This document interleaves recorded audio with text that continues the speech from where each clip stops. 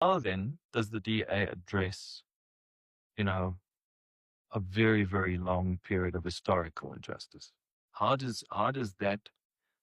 You will never address that without economic growth. That is the first requirement.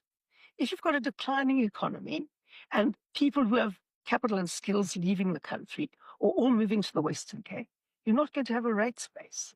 You're not going to have Lots of people moving back to Johannesburg. No. The figures show it. Well, I look very carefully at the figures because I see certainly from a property point of view, the property people will tell you that people are, moving back because they simply can't afford property in Cape Town. And why can't they afford property? Because there's so much demand.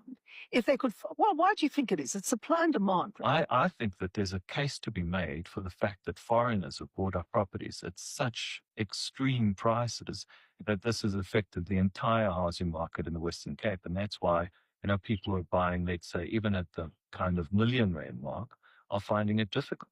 Yes. A lot of foreigners are bought on the Atlantic seaboard. That is true. That is true. But you know how much some of them pay us every month to live in their own houses? They pay 40,000 rand in rates alone. Sure. Every month to live in their own house. Sure. That's not the bond. That's nothing. That's not their water and electricity. This issue has come up across Europe. It's come up in New Zealand. I know, but let me explain this to you. The amount they pay in rates enables the city of Cape Town to offer the most generous, free basic services package to poor people. So the point I'm making to you is this.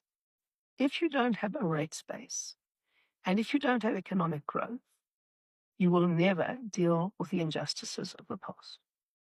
And if you are going to pretend that you can destroy the economy and deal with the injustices of the past, you are only fooling yourself.